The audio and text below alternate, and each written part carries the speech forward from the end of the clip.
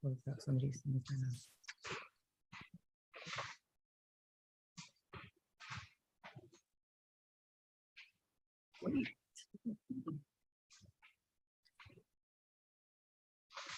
All right, everyone. Welcome to another edition of Model Talk Tuesdays. I have my mentee and assistant instructor at a lady named Pearl Leadership Academy here with me. How are you today, Sierra? I'm doing well. Look, we're about to interview a fabulous person. Yes, I know. She was giving us good vibes before we even got on live, right? Yes, she was. Okay, so let's welcome the amazing and awesome Ernestine Young. Yes, yes. Let's read a little bit of this bio while we have it. So Ernestine Young is a native of Mobile, Alabama, but she currently resides in Georgia, you all. She's been married. She has a wonderful husband of 33 years and 2 kids, Anthony and Victoria. Ernestine loves throwing elaborate parties. I hope we're invited to the next one, Sierra. Yes, you are. To bring women together, right? Because we were talking about, at least how I'm stressed, because she feels like, women should break up their routine. And she also loves dressing girls in these beautiful gowns so that they can feel like queens. Okay, awesome. So let's get into this story. Ernestine, how you doing today? I'm doing wonderful. Thank you for asking. Awesome. I love your vibes. I got a chance, you all, to meet Ernestine at the event was called. Do you remember the title of the event, Ernestine? Women of Honor. Women of Honor. Yeah. So I was running a little behind, but luckily I got a chance to connect with Ernestine on the tail end of the event.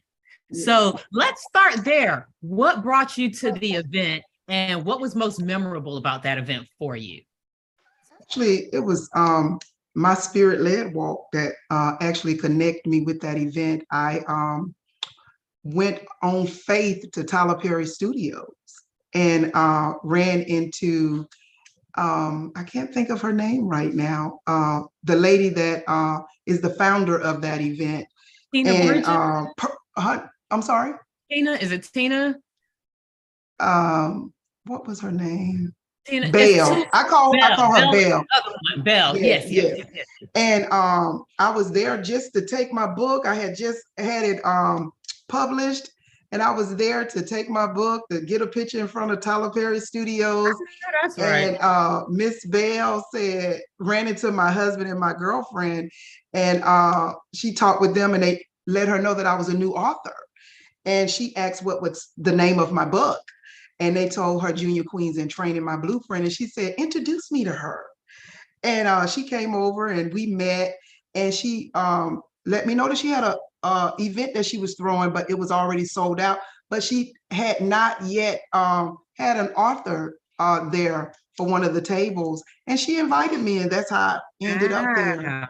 Yeah. So what, you telling me this happened in a parking lot at Tyler Perry Studios? Yes.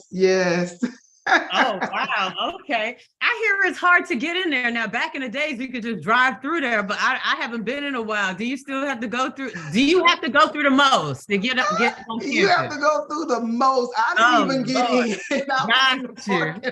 I hear you, Lord.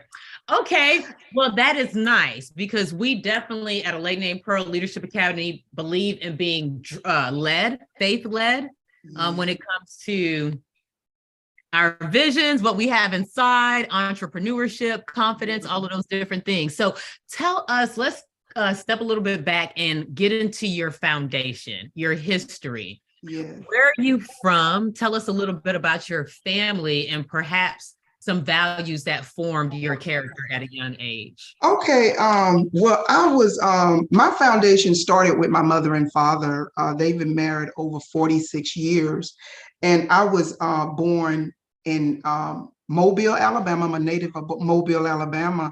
And my mom raised us in the church. So I have that foundation of, in the choir, Ursha board, vacation Bible study. So my mom wanted us to know that that was something that we needed so that we can, as we grow up, we will have that word to lean on, because she wasn't going to always be there. That's what she's always told us. So I was with my family and cousins, and we all just always enjoyed going to church on Sundays. So when we moved from Mobile to Columbus, Georgia, my father was in the military, and we found a home church here, and it just stuck with me. I met my husband 33 years ago, and At the church? I met my husband actually at Crystals, at a Crystals in Columbus, Georgia, my senior year in high school. And he had just graduated and was getting ready to go into the military. And the Lord put us together. And we moved to New York. I modeled a little bit in New York. And okay. I sung a little bit in New York. That is my passion. I've always wanted to sing, and I still sing for different occasions, for weddings, family reunions. People still call me to sing. That is one of my passions that I always have and hold on to. Well, let's hold on right there, because you told me quite a bit. One, that leads me to the passion question. I'm glad we identified that it's music, but for me, I could relate because my mom raised me in a church as well. And I would say I'm thankful for that, because as I got older and got into the modeling spaces in Miami, honey child, when I tell you the environments, you get what I'm saying? Oh, yes, I know. Foundation, I was able to stay center and not go too far left. You get what I'm saying? Exactly. Yes. And that rang with me because you said your mom wanted to give you values that even if she wasn't there, you get what I'm saying? Yes. You know, those values hold true. So Sierra, how did you grow up? What was the values that, can you relate to growing up in church? Yes, I can relate to that as well. My mom kept us in the church. We've been in the church all our lives also. Yes, I think I had called you was in church last 2 weeks ago. I was like, oh, okay, sorry. I faithfully try my best to go to church every Sunday. Okay, awesome. Okay, so we found out that music is your passion. Being that you have this Junior Queens blueprint, before we get into that, how was your self-esteem as a young person? Well, I was very confident in growing up because of my mother. My mother raised us to let us know our worth. She would hold a mirror up in front of me and my sisters, and she would tell us that you are beautiful Black young girls. And she would tell us to recite it every day. Hold the mirror up. You are beautiful Black young girls. You can do anything. Whatever you believe, you can achieve it. That's how I was raised by my mother. Yes. So, yes. Come on, Mom. My mom was the real. The real. She wanted us to know who we were. Okay.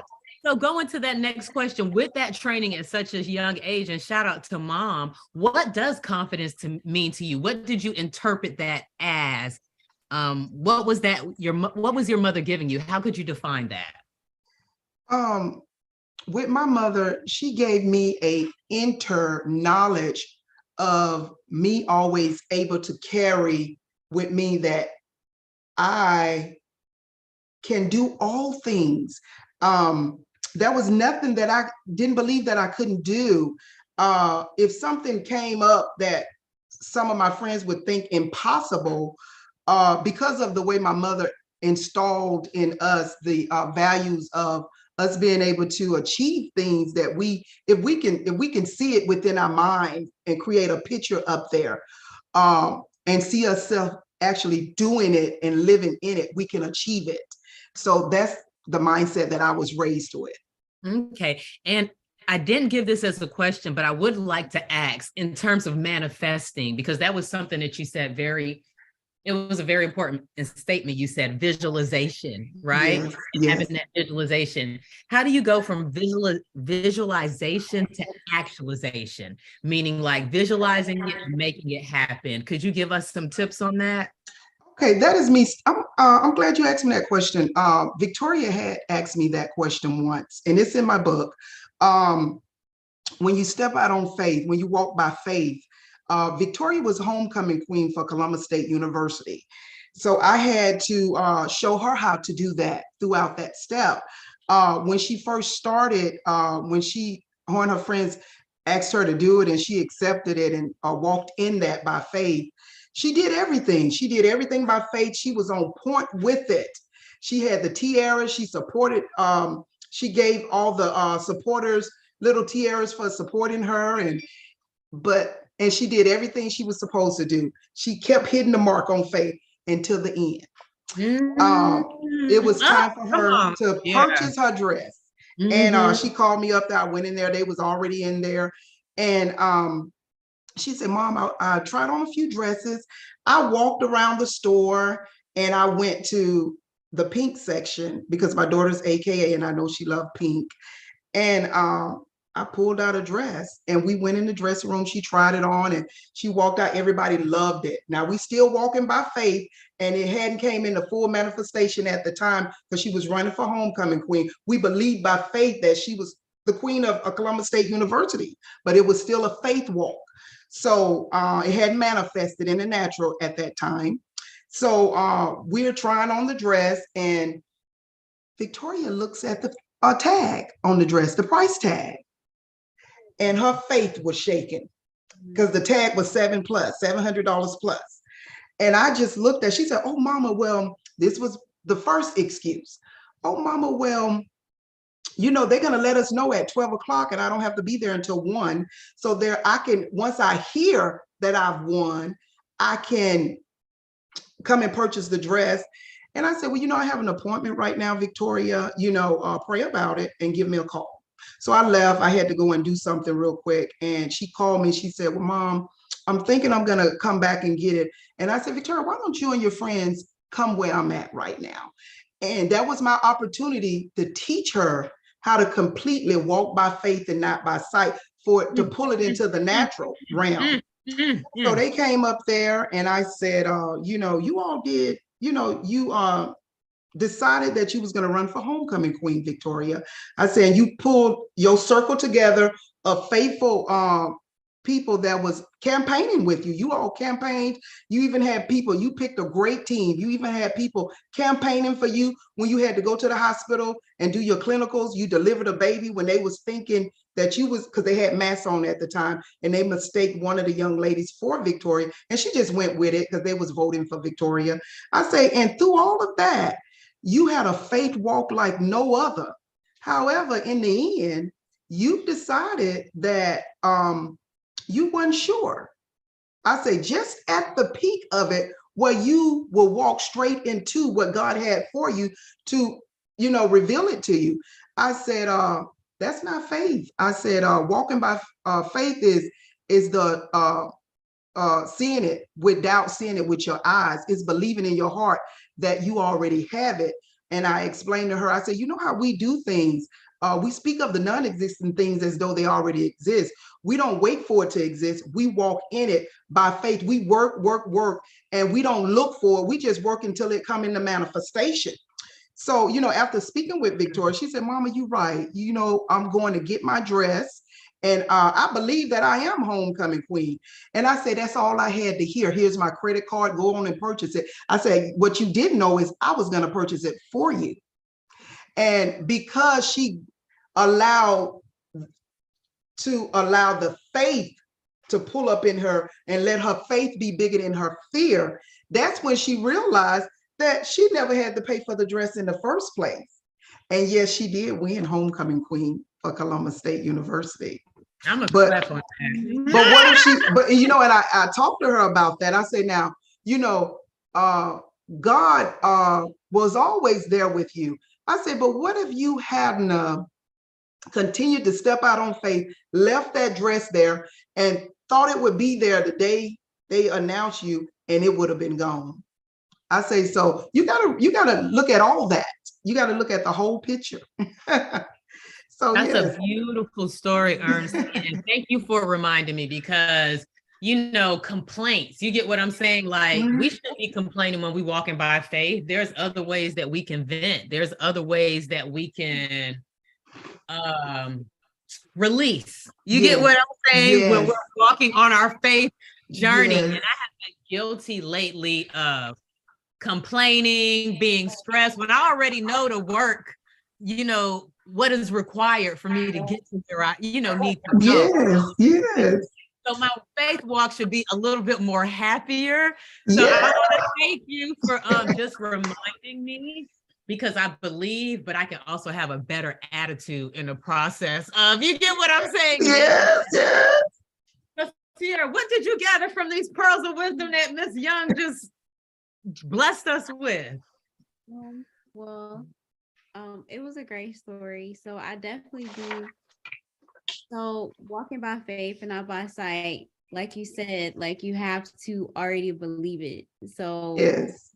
I gathered from that. And I also gathered too from like what you were just saying and from what your daughter learned, like God, from what I learned, he puts people in our lives to help keep us accountable. So it was like that was a learning process for her. And it just like, you just learned this from Miss Augustine.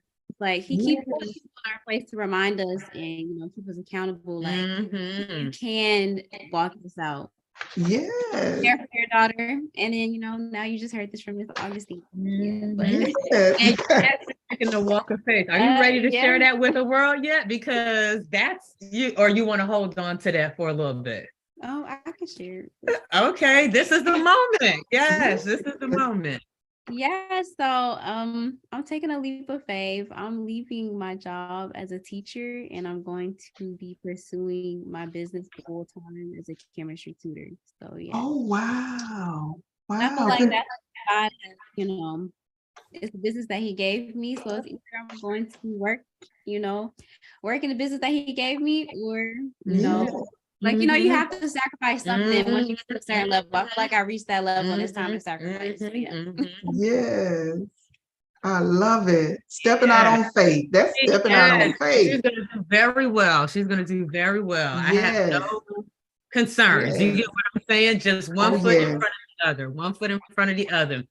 Okay, look, let's get into this book because you giving these pearls. So tell us about this Junior Queen's Blueprint, and forgive me if I'm saying the title in the wrong order, but tell us about this book that you just authored.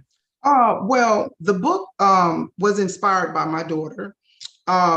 Because of the way my mom raised me, I wanted to make sure that I raised my daughter so that she would know that she should always represent the best version of herself.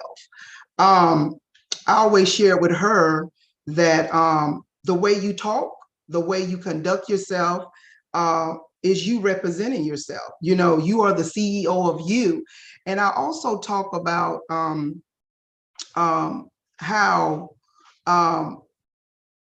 just focusing on how we want to see ourselves, not just how others want to see us. So the book came about with me wanting to make sure that Victoria know that I care about representing who I am and what I stand for. And I wanted her and all the junior queens, because I'm connected to so many junior queens because of my daughter throughout her journey. And I wanted her to know every chapter in life. And I call like I'm in chapter 54, I'm 54 years old. Victoria's in chapter 23. And I wanted her to know through my book and all the junior queens, every chapter is for a purpose and a plan for our life to get us to the next chapter so that we can train our minds to be a better version of ourselves that next chapter. And the things that we do throughout this year, for me, I don't want to be where I'm at in my next chapter. Like when I was in chapter 25, I would have never imagined in chapter 54 that I would be a published author. So the book came about because I wanted to share with junior queens and my daughter that how you live your life right now at that young age really matters, because what you do back here, we are living the life right. Like me, I'm 54. I'm living in the life that I'm living because of the decisions I made way back then. And that's what I talk about in the book.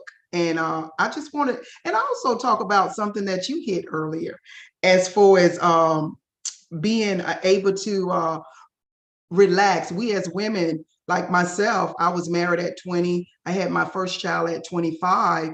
And I had to get in my word so that I can be the best woman for myself, the best version for myself.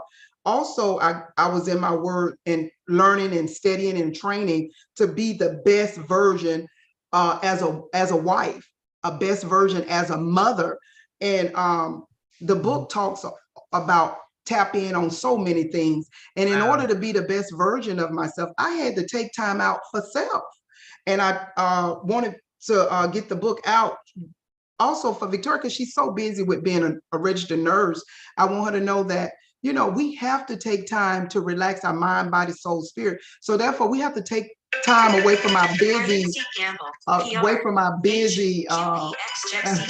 that's my mother, away from our busy schedule, and just meditate, get a alone spot, get a spot within your home and create a sanctuary where you can just be in serenity, where you can think and release all the negative energy that we take on throughout our busy day, you know, where we done had to do this, do that, do that. So I want people to learn how to change the narrative. Matthew chapter 3 verse 2 says, think differently, change your mind, regretting your sin and changing your conduct. And that's what I do. I meditate on Matthew chapter 3 verse 2 because I want to make sure that I am releasing everything. So when anything unforeseen, like you just stepped out on faith and you're walking into unforeseen, so you'll have a clear mind and you'll keep a calm spirit and you'll be able to collect your thoughts because you done took that time and you done meditated and you done recharged and you have your mind, your thoughts, you're able to think clearer and you're able to handle whatever come your way. You won't be stressed. And that's why. Yes, that was my purpose. So let me take a moment. Yeah, let me take that moment. Self-care is what I'm hearing. Yes. Self-care. And yes. I feel like I definitely need to create a sanctuary for myself and take time out the day every day. Like I almost need to schedule some time for myself every day. Yeah. Would you mind sharing your self-care routine? I am so glad you asked me that. In my book, I write that the first thing I do when I wake up in the morning is I pray, but I also set aside time for myself so that I can prepare myself for today, for that whole day. I don't think about tomorrow because tomorrow is not promised to no one. So what I do is I set up, I get in my word for instructions. And once I get my instructions for today, I write it down and that's my morning instructions.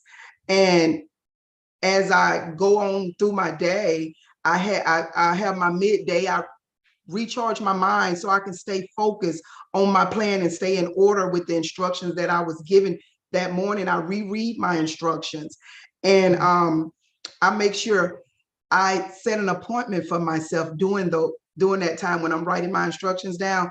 I look at it like this. I set aside time for a doctor's appointment. So that's why I use the word appointment, so that my time alone is not taken up for something else, because my meditation time is never negotiable.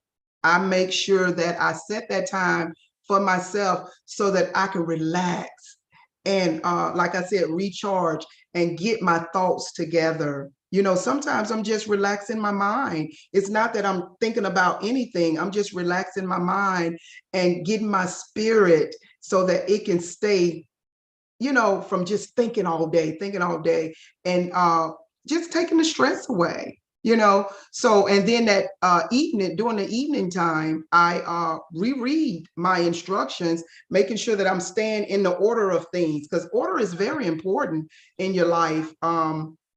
If you don't have a plan, don't have a goal, a set goal throughout your day, you're just going to be going, and anybody can call you and be like, you know, I need you here, I need you there. And you'll never have, you know, a strategy for yourself that you can control. I don't allow any unforeseen things to take over my life and stress me out, because I've already woke up early this morning and I received my instructions and I wrote out my plan for today and I stick with it. That's how I do my everyday. Love it. Sierra, you have any questions? Young? You're about to become an entrepreneur, ma'am. Do you have any, I want to ask her any questions on becoming an entrepreneur? You're an entrepreneur, Miss Young, right? Yes, I am. Yes. Now, okay, you have your Junior Queens blueprint book, but you also have a movement, correct? Like because I know I read that you do parties and different things like that. Yes. Could you tell us what you do in your entrepreneur space in addition to being an author? Actually, I do quite a bit. I wear quite a few caps. I also have an Airbnb that Nice. I have here at my home. I set that up. Well, let me say, God set that up. My son was in Oklahoma when he first graduated from high school, going into college, and he was a long ways from home. And this family took care of my son. And I said to God back then that if I'm ever in position to help another family out, open up that door for me to do so. Yes. And during the time they had that terrible storm in Florida, I opened up my home. I started my Airbnb, and I was able to help families. I opened up my Airbnb. I had a family in my home within 12 hours. Mm-hmm. And so I'm so thankful that I was able to help the family out like I was helped out. And then I also throw parties. I have huge parties at my home for different events. I see all this decor in the back. I'm like, hold on now, wait a minute. Grand piano, shimmery backdrop. What's going on? Whatever. It depends on what they request. I've thrown children parties. I do elaborate parties. It's whatever the person can imagine. But I go over the top with my parties because I live a kingdom lifestyle, and I want my children to understand that we're a part of a royal priesthood, and the Father said that we have royal blood running through our veins, so therefore I live my life as such. And every party, I never miss a chance to show my children every party that I am blessed to have. Every new chapter, I'm dressing up. I'm going all out with a crown on my head. I have my children dressed up in royal attire. I don't know if I can reach that. I don't just talk it. I walk it out. And show my children. This is pretty much how I do it for my birthdays. And I tilt it, like I guess tilt it. There we go. Okay, yeah. I go all out. Yeah. Because I truly believe it. I don't just talk about it. If I can see it within my mind, like I said before, I know that I can walk in it, and that's what I do every time. Mm-hmm. With all my businesses that I do. If somebody call me and want something for their party, I think about what they're describing to me, and I see myself creating it, and it come into manifestation. I see it in my mind, and then I bring it into the reality of, for everybody else to see it. So that is me always stepping out and walking by faith and believing that I can do anything that I can see within here. I always like to tell new entrepreneurs this: if don't always look at if something look impossible for you to achieve. I never look at what my eyes can see, because I think it was what was his name? He's passed on now. He's from the islands. I can't think of his name, but this always stuck with me. He said these words: the greatest gift God has ever given man is not the gift of sight. Because, right now I can only see as far as my window right here. But the greatest gift God has ever given man is the gift of vision, because once you close your eyes, you can see as far as your faith can take you. If you can believe you can do it, you can achieve it. And I'm talking straight to you, because I see you doing the impossible for what other people see that, oh my God, I could never do that. But with you stepping out on faith, I see you doing exceedingly abundantly above all that you can ever imagine doing, because that's a faith walk. I truly see it. That, and we received that. We received that. Mhm. Well, shoot, on that note, we at 7:30. Period. I was gonna ask the closing pearl of wisdom, but that's the closing pearl of wisdom, because vision, when you close your eyes, there's no limitation. That's right. That's right. Not open your eyes and get fearful and scared. That's how you take your blessing in the ninth inning, right when you're at the end, right when God is about to give you your blessing. Yes. Yes. I love it. I love it. So thank you, Ernestine. Thank you are for my having me. sister now. Like, thank you for coming up to me at the end of that event. Oh my gosh. I thought I had missed you too. The Lord told me that's her. And I was like, and then I looked around, you was gone, and you came back in. And I was like, thank you, Lord. And I was like, I was a little intimidated because I didn't know you. And I said, you know what, I'm going to be obedient and I'm going to introduce myself. And this is an event where you connect with people. And the Lord said, this is a woman that you need to connect with. And I'm so glad that I listened to him and stepped out. And that was a faith walk for me right there. Yes, and I'm so glad that you listened, because I need strong sisters in my circle with your spirit. Because Miss Pearl be tired, honey, but with Miss Ernestine Young spirit, you get what I'm saying? It's just that you have so much vibrancy, so much wisdom, and I'm looking forward to connecting with you again. With future opportunities, whether it's coming to touch more of our students with your wisdom, hanging out in Atlanta just to hang out, Let us know. Now, before we close out, Ernestine, tell everybody how they can find you if they want more information. How can they connect with you? I am, where's my card? Let me grab that. This is my QR code here. Could you see it? Okay. And you once you scan that, it will take you straight to my page.